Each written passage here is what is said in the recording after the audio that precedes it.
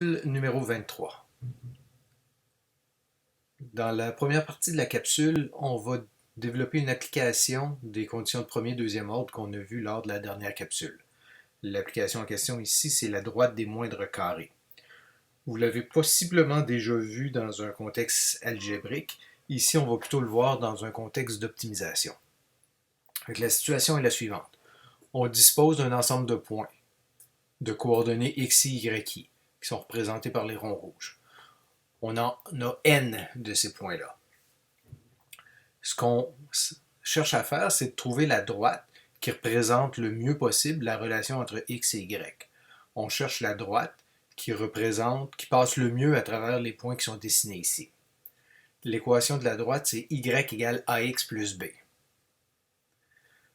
Formellement, étant donné n observations, on suppose que les xi, on les a ordonnés de façon croissante. Petite observation, les xi sont tous différents pour que ceci fonctionne. Parce que si on évalue deux fois la valeur de la fonction au même point, on devrait avoir la même valeur de f. Et donc, on s'intéresse au xi croissant. Quelle est la droite y égale à x plus b qui représente le mieux ces données-là? Les variables sur lesquelles on a le contrôle sont la pente, a, et puis l'ordonnée à l'origine b de notre droite y égale à x plus b. Pour s'attaquer à ce problème-là, on va le modéliser comme un problème d'optimisation. On va poser EI comme étant l'erreur associée à la droite par rapport au IM point. Par exemple, si je regarde le point numéro 3 ici, EI, ça serait la différence entre la valeur de la fonction sur la droite moins la valeur du point. Ou plutôt l'inverse, la valeur du point moins la valeur de la droite. En ce point-là. Les EI sont les lignes verticales qui connectent chacun des points à la droite bleue. Si je vous donne une valeur de A, une valeur de B, ça me donne une droite unique. Et puis pour cette droite-là, ça me donne des valeurs de EI qui sont parfaitement déterminées. La première idée qui nous vient à l'esprit, si on veut trouver l'équation de la meilleure droite, ce serait minimiser la somme des erreurs en valeur absolue. On ne veut pas minimiser la somme des erreurs tout simplement parce que les points qui seraient en haut de la droite compenseraient ceux qui sont en bas de la droite, puis on aurait peut-être une somme qui est très petite. Ce qu'on veut faire, c'est minimiser la somme des valeurs absolues des erreurs. Cependant, c'est difficile de s'attaquer à ce problème-là parce que la fonction somme des valeurs absolues, ce n'est pas une fonction qui est différenciable. Les valeurs absolues de ceci, si je regarde mes variables comme étant A et B, et si je veux appliquer des conditions de premier ordre, j'aurais besoin de dériver, trouver le gradient qui est égal à 0, mais à cause des valeurs absolues, je ne serais pas capable de l'écrire le gradient.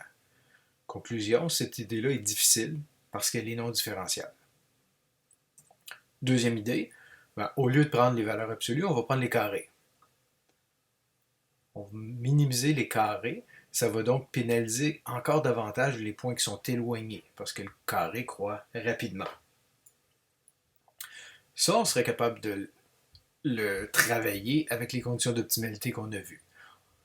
La fonction qu'on souhaiterait minimiser, ce serait la somme pour e égale 1 jusqu'à n, fait que la somme pour chacun de nos points d'échantillonnage, de la différence entre y moins le point sur la droite.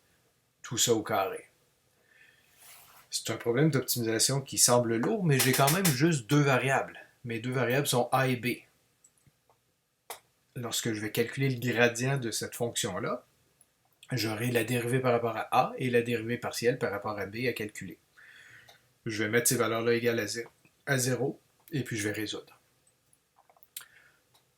Posons f, une fonction de deux variables, qui est égale à la somme des erreurs au carré. Petite remarque qui va être importante pour plus tard. J'avais mentionné que les xi étaient tous différents. S'ils sont tous différents, ça veut dire qu'ils ne sont pas tous égaux à 0, et donc la somme sera strictement plus grande que 0. Ça, c'est utile. Ça sera utile bientôt. De plus, si je définis mu comme étant la moyenne des xi. Mu, c'est égal à la somme des xi divisé par le nombre de points, 1 sur n. Cette quantité-là va être telle que si je prends la somme des xi moins la moyenne au carré, mais je vais additionner une somme de termes au carré, ça va me donner quelque chose qui est strictement positif parce que les xi ne peuvent pas tous être identiques à mu. Fait que ces deux conditions-là, que la somme des carrés est plus grande que 0 et puis que ceci est strictement plus grand que 0, vont nous être utiles quand on va appliquer les conditions de deuxième ordre. On va y revenir dans quelques instants. Je vais maintenant développer la condition qui est affichée en bleu. Non, 0 est plus petit que la somme des xi moins la moyenne au carré. Je développe le carré, ça va me donner xi carré moins 2 mu xi plus mu carré. Je sépare mes sommes. La somme des xi carré moins 2 mu fois la somme des xi plus, dans ma somme, je vais additionner n fois mu carré, il va me rester n mu carré. Maintenant, je vais remplacer mu par 1 sur n fois la somme des xi. Je vais avoir un 1 sur n fois la somme des xi au carré. Et puis ici, je vais avoir un 1 sur n au carré, mais n au numérateur, mais n carré au dénominateur, on va simplifier un peu, fois la somme des xi au carré. Ensuite, je constate que le terme qui est ici plus le terme qui est là, ça va me donner moins 1 sur n fois la somme des xi au carré. J'ai des égalités partout dans la colonne de gauche, ce qui veut dire que 0 est strictement plus petit que cette quantité-là. Ça va me servir, c'est cette équation-là qui va me servir dans les conditions d'optimalité. Je vais changer de page, je vais réécrire l'équation qui est ici, mais je vais multiplier de part et d'autre de l'égalité par n. Ça va me donner que n fois la somme des xi carré moins la somme des xi, le tout au carré, est strictement plus grand que 0. Je rappelle que f, c'est égal à cette fonction-là.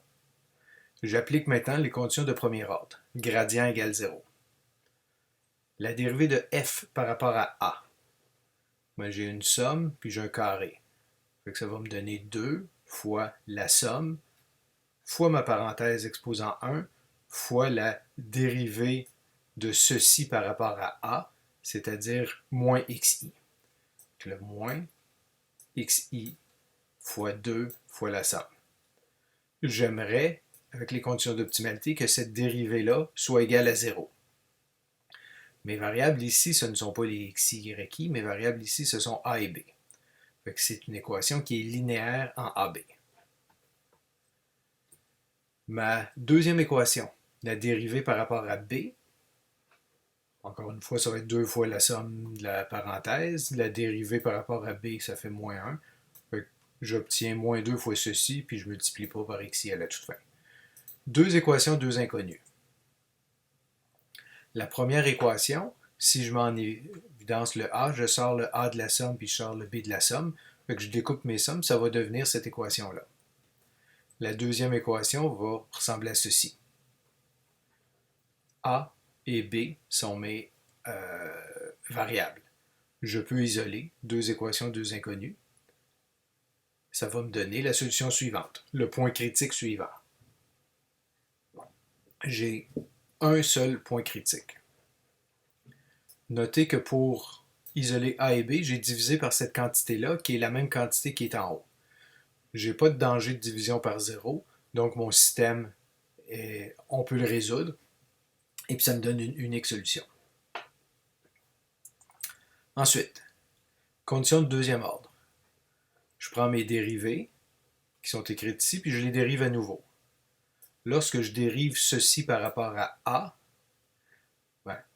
A fois le terme constant qui est ici, il va me rester, on le voit mieux ici quand on l'écrit ici, quand on dérive ça par rapport à A, il va me rester tout simplement la somme des xi au carré fois 2, le 2 ici. Quand je dérive par rapport à AB, je dérive ceci par rapport à B, il va me rester tout simplement 2 fois la somme des xi. Et lorsque je dérive ceci par rapport à b. La dérivée par rapport à b, c'est égal à 1. Il va donc me rester la somme de 1 n fois, c'est-à-dire 2 fois n. Écrivons la matrice des dérivées secondes. La matrice des dérivées secondes s'obtient à partir de ce que je viens de calculer ici. Le terme en haut à gauche, c'est la somme des xi carrés fois 2. Les termes sur l'antidiagonale, ça sera la somme des xi fois 2. Et le terme en bas à droite, c'est 2 fois n. J'ai sorti le 2 ici parce qu'il apparaissait partout. Ensuite, ici, je n'aurai pas besoin de calculer le négatif de la matrice des dérivées secondes parce qu'on va montrer que le point critique qu'on a obtenu est un minimum. Seulement en utilisant la matrice qui est ici, on va montrer qu'elle est définie positive. Calculons les déterminants de la matrice des dérivées secondes pour démontrer qu'elle est définie positive. Je vais tout de suite les mettre dans le tableau. Alpha 1, c'est le déterminant de 2 fois la somme des xi carrés. C'est donc égal à 2 fois la somme des xi carrés. Rappelez-vous, à la page précédente, je vous avais mentionné que la somme des xi carrés était strictement positive parce que les xi n'étaient pas tous identiques. Conclusion, ceci est strictement positif. Alpha 2, c'est le déterminant de la matrice 2 par 2. Donc ça va me donner n fois la somme des xi au carré, moins la somme des xi, le tout au carré. Le tout multiplié par 4. Ce qui est à l'intérieur de la parenthèse, c'est exactement ce qui est ici. C'est donc strictement positif. Mes deux déterminants sont strictement positifs, ce qui me permet de conclure que la matrice est définie positive. Il n'est pas nécessaire de calculer les β1 et β2, parce qu'on est dans la situation où on a conclu qu'elle était définie positive. C'est la seule situation où on n'est pas obligé de calculer nos β. Définie positive, conclusion, c'est un minimum. Ce qu'on vient de démontrer, c'est que la droite y égale ax plus b, où a est défini comme étant cette quantité-là, et b est défini comme étant égal à cette quantité-là. La pente est l'ordonnée à l'origine. Cette droite-là, c'est celle qui minimise la somme des erreurs au carré. C'est pour ça qu'on appelle ça la droite des moindres carrés. Maintenant, imaginez qu'on veuille résoudre un autre problème d'optimisation, minimiser f de xy où xy appartient à R2, mais que les équations du gradient, lorsqu'on écrit les équations gradient de f égale 0, sont trop lourdes à manipuler. C'est très possible que les équations qu'on obtienne, ces équations non linéaires-là, on ne peut pas les résoudre analytiquement. Ce qui fait qu'on va devoir utiliser une méthode numérique pour résoudre le problème, pour approcher la solution du problème. Ceux qui vont prendre le cours de calcul scientifique l'an prochain, vous allez voir que dans ce cours-là, on va voir un très grand nombre de méthodes numériques pour résoudre différents types de problèmes mathématiques. La méthode du gradient ici, on ne la verra pas en calcul scientifique, mais c'est le genre de méthode qu'on va voir dans ce cours-là. Pour beaucoup d'entre vous, c'est une première exposition à une méthode numérique. Donc, si on possède un estimé qu'on va appeler xk, yk du minimum, et qu'on calcule le gradient de notre fonction f en ce point-là, puis on se rend compte que le gradient est différent de 0. Alors, on a intérêt à se déplacer, à s'éloigner de notre estimé xk, yk. Dans quelle direction est-ce qu'on aimerait se déplacer? On aimerait se déplacer dans une direction où la valeur de la fonction décroît.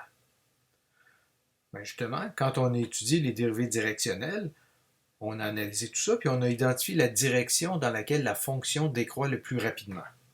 On avait vu que c'était la direction V qui est opposée au gradient. Si je définis V, la direction comme étant égale à négatif gradient de f évalué en xk, je l'avais calculé ici, puis c'était une direction qui était différente de 0. Si je l'appelle V, cette direction-là, géométriquement, je suis au point xk, yk, le point noir. Le gradient pointe là où ça monte. là où la fonction croît le plus rapidement, a le plus grand taux de variation. Et puis la direction opposée au gradient, c'est celle où la direction décroît le plus rapidement. Comment est-ce qu'on avait fait pour faire ça? On avait normalisé nos directions, puis on avait appliqué la définition de la dérivée directionnelle pour y arriver. Donc, la méthode du gradient consiste à s'installer un point, xk, yk, calculer le gradient à ce point-là. S'il est différent de 0, on va se déplacer dans la direction rouge. On va se déplacer dans la direction opposée de façon à minimiser la fonction dans cette direction-là. Puis, à partir du point qu'on va obtenir, on va répéter la méthode. Formellement maintenant, on se déplace selon la paramétrisation suivante. On va prendre un pas de longueur t. T, c'est un nombre réel. La coordonnée en x, x de t, sera égale à xk, le point qui est en noir, plus t fois v1. v1, c'est la première composante de v. Et puis y de t sera égal à yk plus t fois v2. Donc on se déplace d'un pas de longueur t dans la direction rouge. v1, c'est la dérivée directionnelle de f par rapport à x, négative. Puis v2, c'est le négatif de la dérivée directionnelle de f par rapport à y. Donc sur mon dessin ici, si je prends un pas de longueur 0, t égale 0, je reste au point xk, yk. Si je prends un pas de longueur 1, je me déplace au bout de la flèche. Si je prenais un pas de longueur 1,5, j'arriverais là où se trouve mon curseur. Donc t, c'est la longueur du pas que je vais prendre dans cette direction-là. La valeur de f évaluée au point, lorsque je prends un pas de longueur t, je vais définir ça comme étant égal à h de t. H est une fonction d'une seule variable, qu'on appelle t. Puis pour l'évaluer, on aura besoin de calculer f au point de coordonnées x de t, y de t. X de t, y de t, c'est une paramétrisation. Maintenant, à quoi peut bien ressembler ma fonction h? Étant donné que je suis dans la direction opposée au gradient, la valeur de la fonction décroît quand on se déplace le long de la direction rouge, je peux tracer la valeur de h de t. T est égal à 0, t égale t chapeau, t égale t. Quand t augmente, la valeur de la fonction, elle décroît, puis elle va probablement se mettre à remonter à un certain moment. H de t, c'est une transversale, finalement, de la fonction dans la direction v. H de t, c'est une fonction d'une seule variable. J'aurai peut-être plus de facilité à minimiser la fonction h de t que de minimiser la fonction f qui, elle, dépend de deux variables. Soit t chapeau, la longueur du pas, qui minimise la fonction h. Supposons, on va le voir sur un exemple bientôt, que je sois capable de calculer t chapeau, le point qui minimise la fonction h. Qu'est-ce que je vais faire? Je vais remplacer t par t chapeau. Je vais prendre un pas de longueur t chapeau dans cette direction-là. C'est de même que je vais définir mon prochain estimé que je vais appeler xk plus 1, yk plus 1. K, c'est mon compteur d'itération.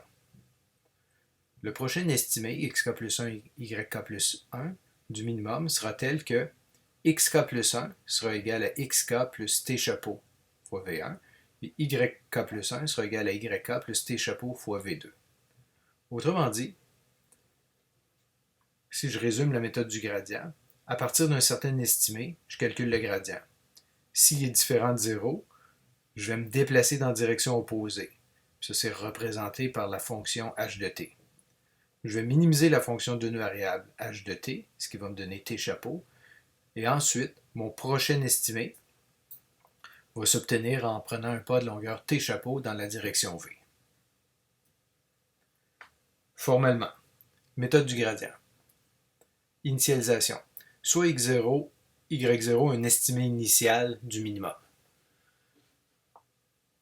Comment est-ce qu'on obtient cet estimé-là? Normalement, dans le cours de calcul 1 ici, on vous donne un estimé initial. On vous dit, faites une itération de la méthode du gradient à partir de x0, y0 égale telle valeur. On vous le donne. En pratique, cependant, lorsque vous attaquez un problème d'ingénierie puis vous voulez le résoudre avec la méthode du gradient, il n'y a personne qui vous dira quel est le x0, y0. C'est avec le contexte qu'on peut le déterminer. Fait que si on a déjà une solution existante qu'on veut améliorer, ben la solution initiale sera la solution existante. Fait que souvent, le contexte nous permet de définir une première valeur initiale. Donc, ayant un tel estimé, on va poser notre compteur d'itération k à 0. K égale 0. Ensuite, on va répéter les itérations suivantes. Répétons. Première chose qu'on fait, on calcule la norme du gradient de f. On calcule le gradient, ensuite sa norme. Si cette norme-là est proche de 0, alors on termine. xk, yk sera notre estimé du minimum de f. C'est très peu probable que x0, y0, notre estimé initial, ait une norme du gradient qui soit proche de 0. Cette boucle-là, normalement, on n'y arrive pas quand k est égal à 0. Notez que j'ai mis à peu près égal à 0 et non égal 0. Pourquoi? Parce que numériquement, souvent, on va satisfaire d'une solution qui est à peu près égale à 0. Par exemple, un des tests qu'on pourrait écrire, c'est plutôt dire si la norme du gradient est plus petite ou égale à 10 exposant moins 6. Alors, fin, on aura une estimée du minimum. Maintenant, qu'est-ce qui arrive si ce n'est pas le cas? Qu'est-ce qui arrive si la norme du gradient n'est pas nulle? Et donc, on va poser V comme étant la direction opposée au gradient, le négatif du gradient de f évalué à notre point xk, yk, à notre point courant. Puis notre vecteur V, ces deux composantes, on va les appeler V1 et V2. Ensuite, on va définir h de t, notre fonction d'une seule variable, comme étant la valeur de la fonction lorsqu'on prend un pas de longueur t dans la direction V.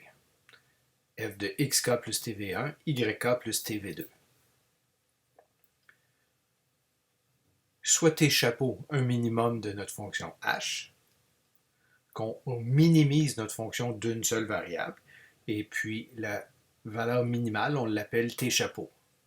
Ensuite, xk plus 1 sera égal à xk plus t chapeau v1, puis yk plus 1 sera égal à yk plus t chapeau v2. On va augmenter notre compteur, k prend la valeur de k plus 1, et on va passer à la prochaine itération. Fait qu'on retourne à répéter ici. On recalcule à nouveau si le gradient est égal à 0. Notez que xk maintenant, c'est devenu le prochain point parce que notre compteur a augmenté. On vérifie si le gradient est nul et on répète. Je vais faire deux choses maintenant. Je vais illustrer la méthode du gradient de façon géométrique, puis je vais appliquer la méthode du gradient de façon numérique à un exemple. Je vais commencer par l'interprétation géométrique. Voici des courbes de niveau d'une fonction f. Je veux minimiser la fonction, le minimum, il se trouve quelque part ici au centre. Sauf que l'information qui était à ma disposition, c'est le point rouge. Je connais juste ce point rouge-là et je connais son gradient. Son gradient, c'est un vecteur qui s'avère être perpendiculaire à la courbe de niveau. Fait que si je calcule le gradient, ici j'ai dessiné le négatif du gradient.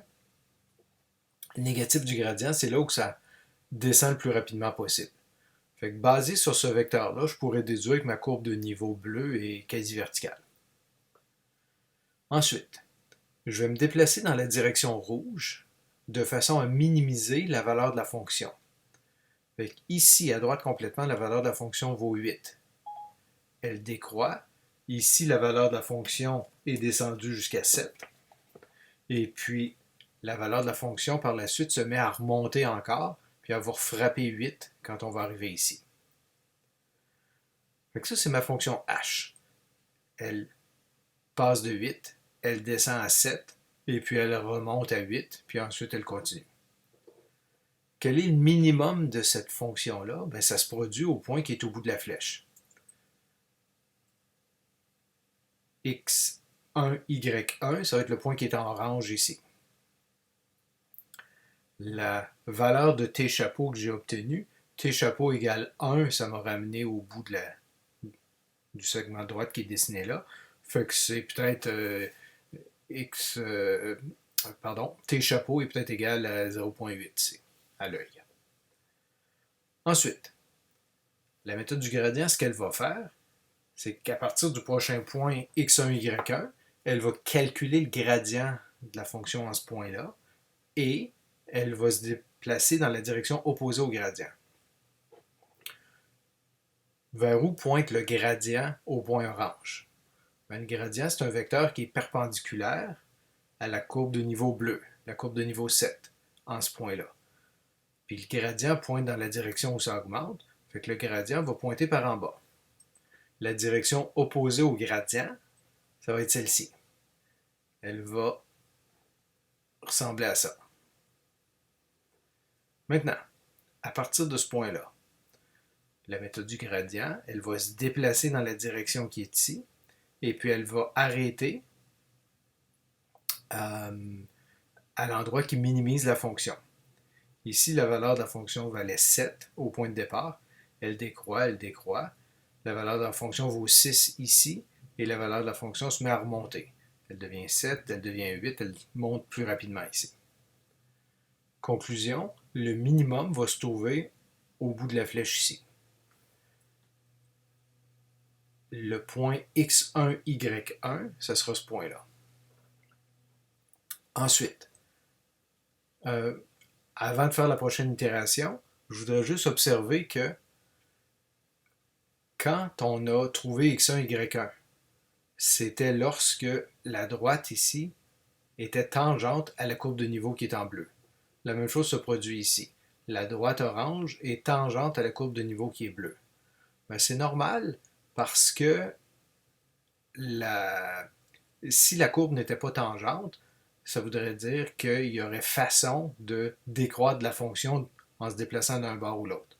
Fait que regardez ici, la courbe orange n'est pas tangente à la courbe de niveau bleu, et puis si on va un petit peu par en bas, la valeur de la fonction décroît.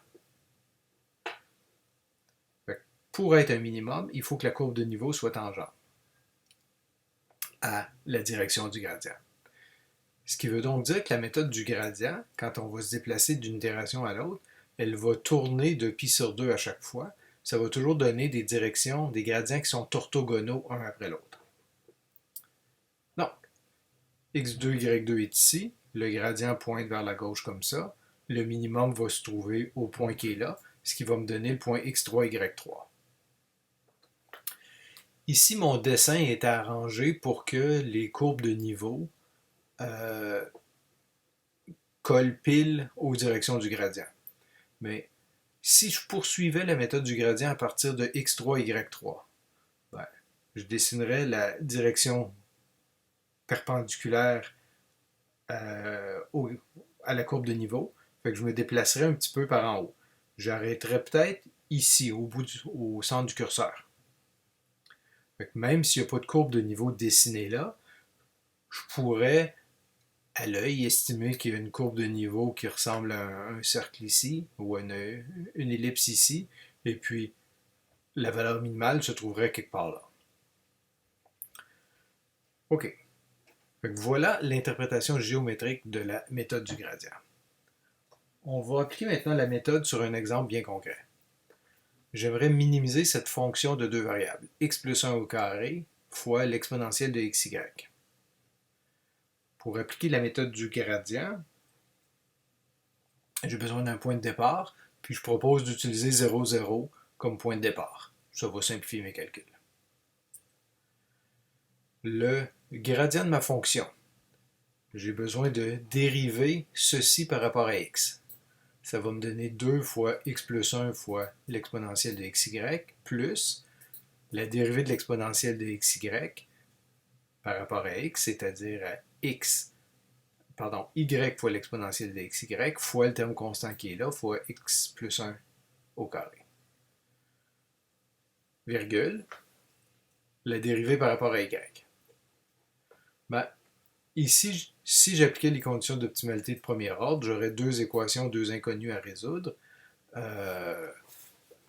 On peut voir que les équations peuvent devenir rapidement difficiles. Mais ici, ce que je veux faire, c'est illustrer la méthode du gradient. Je débute avec l'itération k égale 0. Je calcule le gradient en 0, 0. Quand je remplace x par 0, mes exponentielles deviennent 1, et puis mes parenthèses deviennent 1 aussi, et donc mon gradient sera égal à 2 plus 0 fois virgule 0.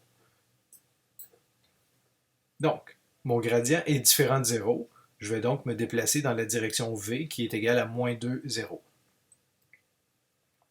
Ma fonction h sera égale à f évaluée en x0, c'est égal à 0, moins 2t, virgule, y0 qui est égal à 0, moins 0t. Je prends ma fonction f, je remplace x par moins 2t, puis y par 0. Fait que je calcule f de moins 2t 0. Ça va me donner moins 2t plus 1 au carré fois l'exponentielle de 0 fois 1. C'est égal à ceci. Je prétends que c'est facile de minimiser cette fonction-là. Ici, dans le cours de calcul, on va s'intéresser aux situations où minimiser h est facile à faire. Dans des cours ultérieurs, vous allez voir des situations plus techniques. Donc, minimisons la fonction h de t. C'est une parabole. C'est pas bien dur. Je pourrais immédiatement voir que le minimum ici se produit quand t égale 1/2 parce que la parenthèse vaut 0, puis on a un carré. Si j'appliquais les conditions de premier ordre à la fonction h, je calculerais la dérivée de h. La dérivée de h, c'est égal à ceci. Je veux que ça soit égal à 0. Pour que ça soit égal à 0, il faut que la parenthèse soit 0. Et donc, il faut que t chapeau soit égal à 1/2. Donc, j'ai trouvé ma fonction h, je l'ai minimisée, ce qui me donne t chapeau égale 1/2. Conclusion, le point x1, y1 va être obtenu en se déplaçant à partir de 0, 0, en prenant un pas de longueur 1/2 dans la direction moins 2, 0. x1, y1 sera donc égal à moins 1,0. Fin de la première itération. Je débute la deuxième itération ici. J'augmente mon compteur k, l'itération k égale 1. Je calcule le gradient de ma fonction au point moins 1, 0. Mon gradient, j'ai déjà écrit son expression analytique ici. Donc, je remplace x par moins 1. Ça va me donner 2 fois 0 plus 0,0. Ça me donne 0, 0. Ah, c'est égal à 0, fin. Je conclus donc que moins 1, 0 est un point critique. Voici la façon d'appliquer la méthode du gradient. C'est un exemple qui est complètement artificiel, qui est arrangé pour se terminer en une seule itération. En une seule itération, on trouve déjà le point critique. En pratique, ça n'arrive pas.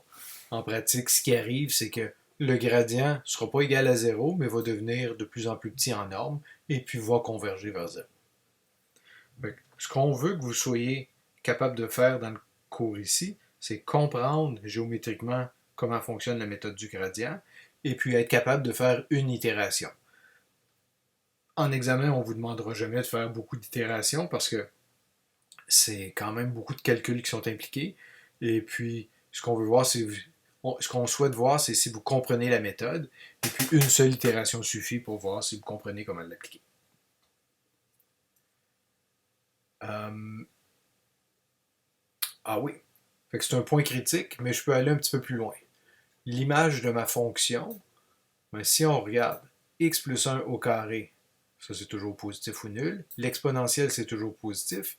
La valeur de ma fonction est toujours plus grande ou égale à 0. Et, en mon point critique, la valeur de la fonction vaut 0. Conclusion, f est un... Pardon. X chapeau, Y chapeau égale moins 1, 0, c'est un minimum de la fonction f. Dernière chose maintenant à propos de la méthode du gradient. On avait nos équations paramétrées. On avait la direction opposée au gradient. Et puis on avait notre fonction h qui était la transversale, la valeur de f le long de cette direction-là. Sur le graphique, je vais m'intéresser à la valeur de h évaluée en 0 et puis je vais m'intéresser à la pente de h évaluée en 0. Pourquoi? Ben, la pente, j'aimerais qu'elle soit négative parce que si je souhaite minimiser ma fonction h en me déplaçant dans cette direction-là, ben, je m'attends à ce que la dérivée de h par rapport à 0 soit négative. On va le démontrer en utilisant des outils du cours. Puis la valeur de h évaluée en 0, ben ça c'est direct. H de 0, c'est égal à f de x de 0, y de 0, c'est-à-dire f de xk, yk. Donc, la valeur de la fonction h, ici, c'est tout simplement égal à la valeur de la fonction f à notre estimé courant. Ensuite, pour calculer h', calculer la dérivée de h par rapport à sa variable t. Ben, c'est une dérivée en chaîne, la dérivée de f par rapport à x fois dx dt, plus la dérivée de f par rapport à sa deuxième variable fois dy dt. Développons ça un petit peu plus. La dérivée de x par rapport à t, c'est v1. La dérivée de x de y par rapport à t, c'est v2. Ça me donne donc f'x fois v1 plus f'y fois v2. Or, v, c'est le négatif des vecteurs des dérivées partielles. Si j'évalue h' évalué en 0, ben, f' va être évalué lorsque t est égal à 0. Ça sera la dérivée de f par rapport à x évaluée en xk, yk. v1, ça reste v1. f'y, on va l'évaluer en xk, yk parce que t égale 0. Maintenant, v1, c'est égal au négatif de ceci. v1, c'est égal au négatif de la dérivée par rapport à x, puis v2, c'est égal au négatif de la dérivée par rapport à y. On a donc la dérivée par rapport à x fois le négatif de la dérivée par rapport à x, plus la dérivée par rapport à y au carré, le tout négatif, à cause des négatifs qui sont ici. Ouais. Cette somme-là au carré, c'est la norme. Donc la dérivée de h par rapport à 0, c'est le négatif de la norme du gradient de f au point xk, yk. Rappelez-vous, dans la méthode du gradient, on arrête quand le gradient est égal à 0. Si ce n'est pas égal à 0, ça veut dire que la quantité qui est en bleu ici, la quantité qu'on élève au carré est strictement positive. Si on met un négatif en avant, ça veut dire que ceci est strictement négatif. Fait, conclusion, la pente ici de ma fonction h est toujours négative. C'était ce à quoi on s'attendait. Et la valeur de la pente, c'est lié à la norme du gradient. Et donc, plus la méthode du gradient progresse, et puis plus on s'approche d'un point où le gradient est nul, ben, plus la pente de la fonction h va être petite.